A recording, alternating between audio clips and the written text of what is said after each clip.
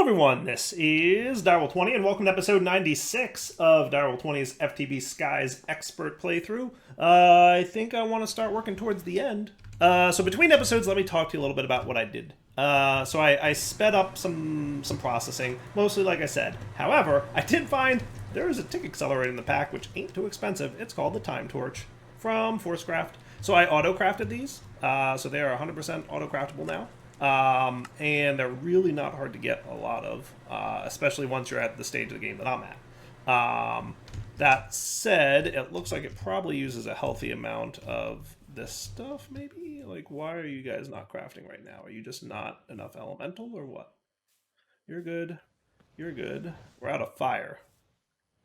That could be a problem. Where are we out of fire at? Yeah, we are actually pretty low on fire, and air for that matter. All right, so I lied when I said that they're not too expensive. They're expensive in terms of elemental stuff, for sure. So yeah. That said, I could probably speed up my elemental stuff. What if I did this? So I'm pretty sure the way these work is they just work in a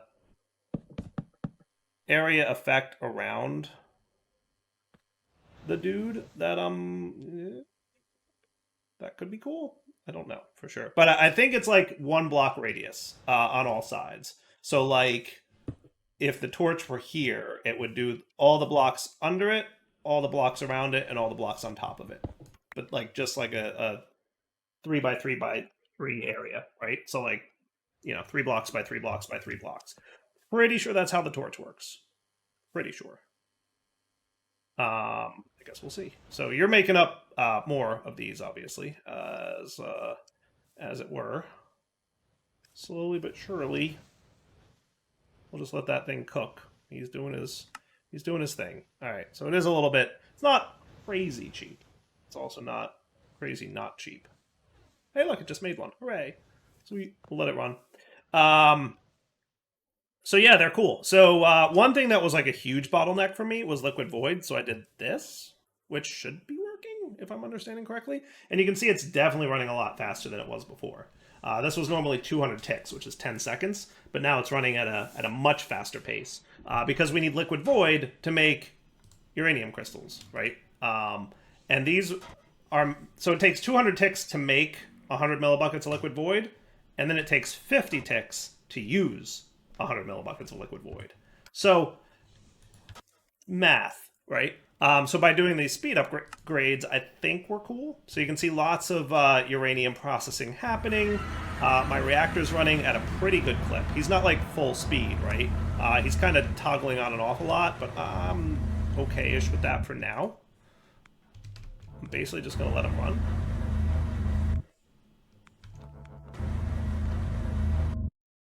Maybe.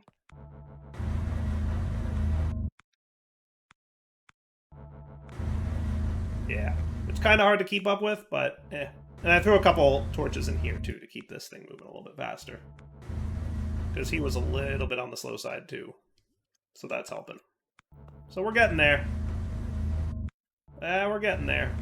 If I wanted to, I could, you know, speed this dude up, too, if I wanted to. And that would help keep this thing hot? I don't know. We'll see. I'm not sure. I'm just kind of, at this point, letting it run. Now, what I should probably do is determine what, if anything, I need plutonium and polonium for, and then start working on antimatter. Because we know antimatter is going to take infinity billion years, right? So we want to be cognizant of that. And hopefully my nuclear waste is doing okay. I didn't speed upgrade this on purpose. And you're only going to run during daytime. So what I should probably do... You know what I should probably do? Is get a bigger pipe. Or tube. So that we have a larger buffer of nuclear waste. I feel like that would be smart. A larger nuclear waste buffer would probably be cool. So let's pulse you to get you to stop running for a sec. Are you empty? You are. Good. Cool. So You're with me, sir. I would like you to instead be an ultimate pressurized tube, and then you're allowed to run again, and waste tank, and waste, and now you have a larger buffer, so that if things back stuff because of nighttime, not a problem, right? So yeah, maybe we should work on the SPS today, just so that we can have it running in the background, quietly making antimatter for us while we're waiting. That sounds like a cool idea to me, right? So let's look into making the SPS. That definitely sounds like a good time. I'm pretty sure there was a quest for it, wasn't there, in Mechanism? Yeah. So you just want to, yeah, I should go look up how many of each things I need for the Mechanism SPS. Because it tells you on the wiki page. So I need 60 casings and some structural reactor glass and a few other things. So let's see, SPS casings. How expensive are you? Not terrible. And we do have some HDPE sheets. And then you for a port, right? And then reactor or structural glass. I'm assuming reactor glass is cheaper. Yeah, that's just lead and enriched iron. You can't get much cheaper than that. Structural glass? Yeah, no, definitely reactor glass for this guy. So reactor... Yeah. Get cooking on that for me. And then 3 SPS ports is what we're going to need. And then a supercharged coil. We should probably teach you how to make those, which you have most of available to you, but you need to know how to make lasers, which is mostly doable. So not terrible. So good idea to kind of get this rolling as soon as we can, and then start converting all our nuclear waste into antimatter, right? So we'll build up as much plutonium and polonium as we need to make an SPS, and then we should be cool. I think so. So for an SPS, we're going to need 3 ports, it says, but I kind of feel like we don't really need 3 ports, right? Because we need 1 for the thing to go in, 1 for the thing to come out, and 1 for energy. So yeah, we do need 3. Okay. So that looks pretty doable. Okay. And then for SPS casings, we're going to need 60. So we're a little bit low on polonium and plutonium. And HDPE sheets we have over here. Not a big deal. Right?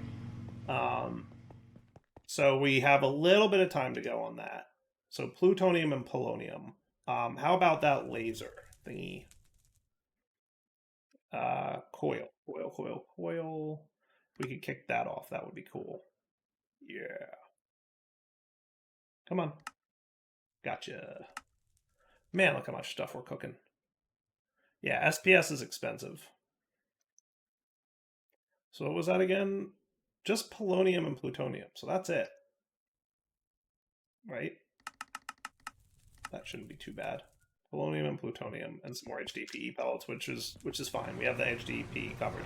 It's just you guys that we're gonna have to be patient for. So what I'll do is kind of like let this run for a bit, build up enough plutonium and polonium such that we can make the SPS. In the meantime, while we're waiting for all that to happen, and we're going to need a lot, right? Once we get like 30-ish more plutonium, we should be cool. Now, is there anything else I'm going to want plutonium for in the pack? Ooh, we got these. That's kind of cool. I could probably be close to this. Where is this in the quest line? It's pretty deep. But I think that would be nice to have. Creative element containers? That would be cool. And creative energy cell. Ooh. Then you can make that. Reprocessed fissile fuel, which might be worth doing in this pack, to be honest with you. I should consider doing that. Because you're just, what, hydrogen chloride? You know, might not be a terrible idea. Energizing... oh, we need it to make spirited crystal, which is going to be part of this. Right? Yep, I see you, goat. And then finally it's just that. So we're going to need it for spirited crystal. We're going to need it... I wouldn't you know what, this might not be a terrible idea, because how much fissile fuel do we get out of this? 2,000 millibuckets? Whereas uranium hexafluoride, that might be actually worth doing in this pack. It's almost never worth doing this, but I'm wondering if it is now. So you just need a chemical oxidizer to do that. Might not be terrible. Might not be a terrible idea. And we get this from what? A chemical injection chamber with hydrogen chloride, which I'm pretty sure we have going on over here, right? Yeah, that would be you. Now, this is automatically doing this whole production line, right? If I had another chemical injection chamber, right?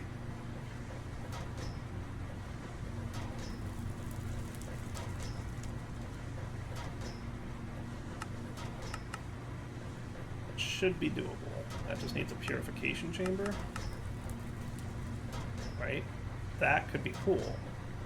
Because then we could have plutonium, and that would give me more fissile fuel and allow my reactor to run more and produce more of everything.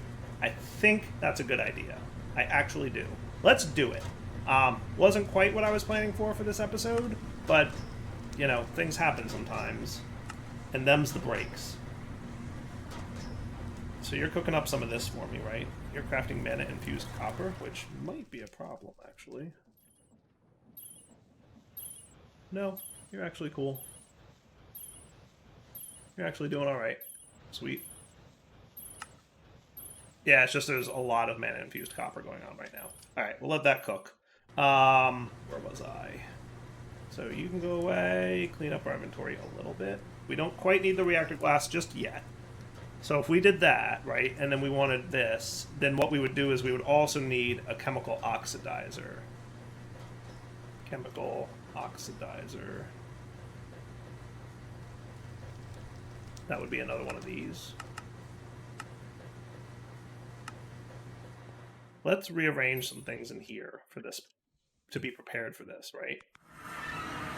So my problem is everything's kind of not in a great place with the whole setup, because I don't have, well, you know what, that's a good idea. I like that plan. I just came up with a new plan. New port. Do we have one? We can make one. They're not cheap, but they're doable. So we have a ton of crafting to do here. But my thought is we put a port here, and then we put our chemical oxidizer in front of it, and then we'd be cool. I like it.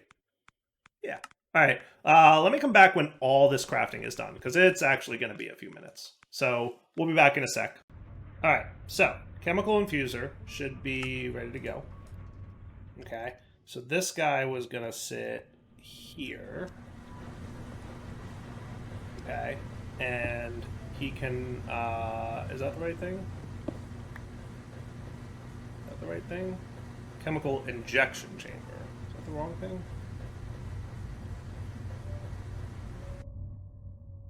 Yeah, he's still cooking some stuff, I think. Yeah, we're still waiting on a few components here. Shouldn't be too bad, though. There we go. Purification chamber. That should be relatively quick. Yeah, see? Relatively quick. Right, so your job, you get that from the back. You get energy. Okay. And then how are we for channels? We should be cool. Pattern provider. So your job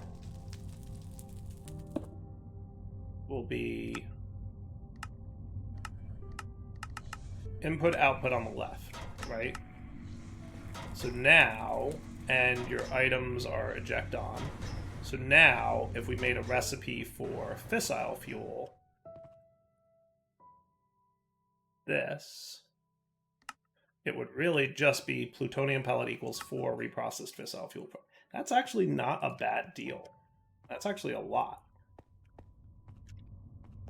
I always say like this isn't worth it, but like I feel like either it changed in this pack or it just like the nature of this pack makes it worth it, right? So if I wanted 10 of these, that's going to cost 3 dudes, right? That ain't terrible.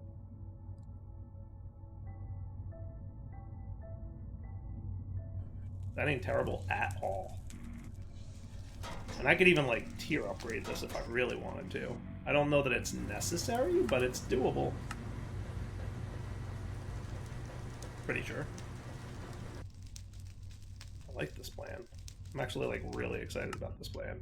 All right, so now that you're all set, cool, and you can make reprocessed fissile fuel fragments, we need our chemical oxidizer now, which should be close to being ready.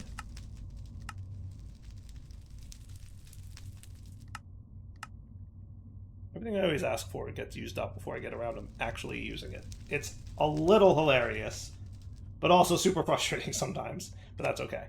It's not the end of the world. If I really wanted to, what I could do is say like, hey, keep in stock kind of deal. All right, so now your job. Did you make my ports? You're still working on my fission reactor port. What are you waiting on for ports? A lot of things. Okay, we'll be back. All right, port's done. So now we're going to want a crafting card. Right? And you're going to also have an export bus and some cables ready. Right? So now you are just going to sit here. Okay. You're going to have items in the top, gases out the back, and energy on the bottom. And then your export bus will be fissile fuel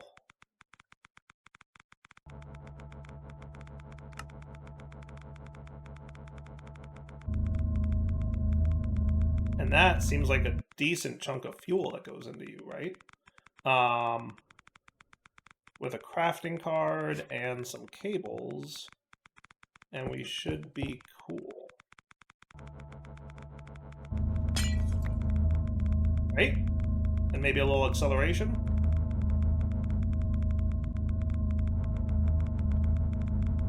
That's kind of cool. Right? So now all the plutonium that we're making is probably going to go towards this, but hopefully there's something of a net gain that happens here, because our biggest problem is keeping up with the yellow cake uranium. So hopefully by combining the plutonium we're getting... Speaking of, where's my yellow cake uranium? Like, you could be working right now, so why aren't you? You're doing what? You're waiting on some liquid elemental void still? You're making Ostrom dust. Okay. Yeah, it's probably just everything else was stuck.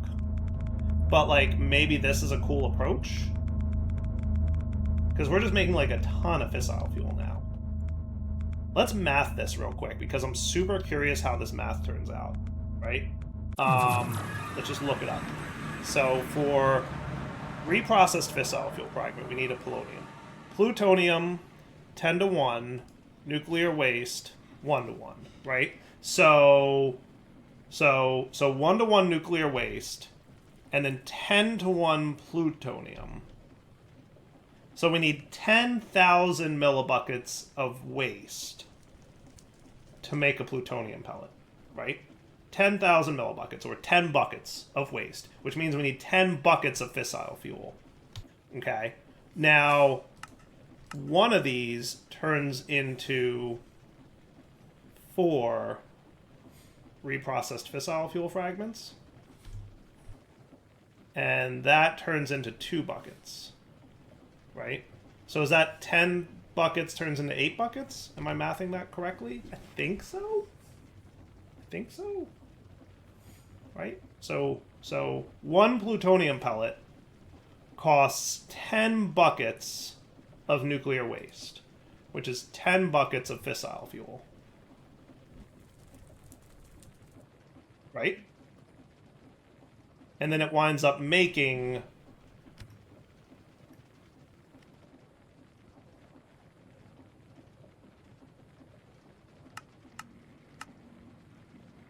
8 buckets of fissile fuel. So there is a definite net loss, but I think the difficulty in making fissile fuel in this pack makes this worth doing. That said, we likely still want to have some plutonium in reserve to, like, make our SPS casings. Because we're going to want 60 of them. We're going to need 60 plutonium pellets. So if I got, like, an interface, could I, like, keep 60 plutonium pellets on hand? Would that be a cool thing to do? I feel like it could be a cool thing to do. What if we just did this? And said, hey, can you keep 64 in stock? So that as soon as it makes the plutonium pellet, it goes in there. Like, it's actually making one right now. And then it's going to go in, and then hopefully it goes into this inventory before the crafting snags it, right? And now, as far as the A system knows, we don't have any plutonium pellets available because it's sitting here waiting, right? So then what we'll do is, when we're ready to make the SPS casing, because that's the main thing we need plutonium for, right?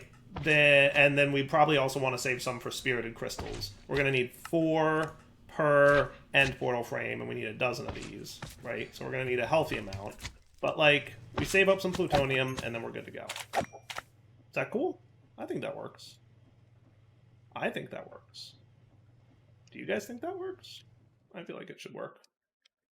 And ultimately, it's going to lead, in the long run, to, like, I don't know, more betterness? I don't know. I haven't quite decided yet. It should help. Maybe. Yeah. I'd like you to be the priority, the yellow cake uranium. I wish I could make it so that, like, this guy is the priority, and then any excess is just excess, but why does it just feel wrong? Like, why do I have so much fissile fuel if... Well, I guess it kind of makes sense. This thing has been running for a bit. Still feels like the math is wrong on this, but yeah. So you get 80% back, basically. Because it's 10 buckets to make this, right? So 10 buckets to make plutonium pellet. And then you get back 8 buckets of fissile fuel. Yeah. Makes sense. As long as this thing keeps running, I think we'll be alright. And that's the key. Is make sure this thing keeps running. And if we wanted to, we could even speed this up a little bit, right? We should be able to make this 51 or even 52. Scram. Little bit cutting it close there. Maybe not. Maybe we can't keep up with 52. I think it's you not being able to fill the water back up fast enough. Probably. Do we have another port? Would do.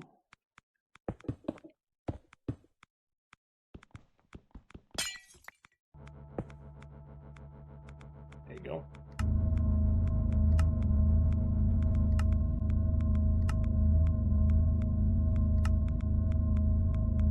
Four? How does that feel? Nope, not quite.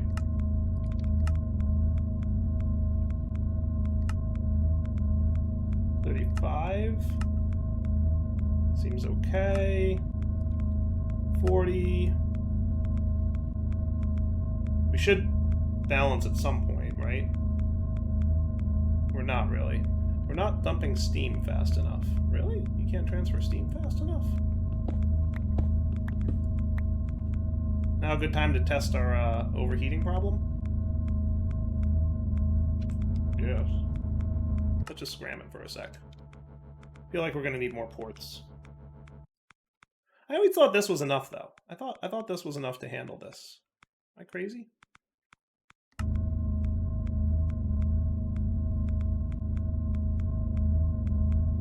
not able to keep up with this steam? This is a 9x9x5, right?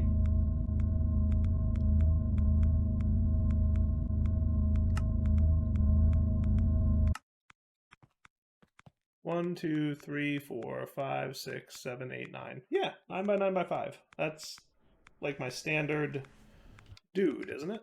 I feel like it is. I feel like I've done these a million times, and like I'm not quite sure why this isn't working.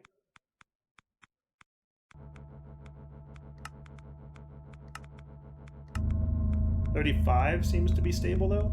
Yeah, 35 is pretty stable-ish. Yeah.